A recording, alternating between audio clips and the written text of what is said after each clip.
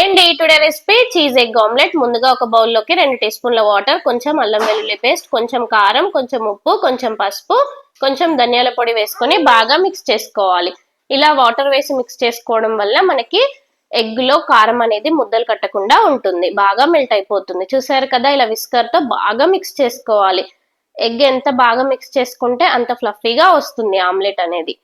ఇలా మిక్స్ చేసుకొని పక్కన పెట్టుకొని ఒక ప్యాన్ పెట్టుకొని ప్యాన్ హీట్ అయ్యాక కొంచెం ఆయిల్ వేసుకొని మనం ముందుగా ప్రిపేర్ చేసుకొని పెట్టుకున్న ఆమ్లెట్ మిక్సర్ అనేది ఇందులోకి వేసుకోవాలి.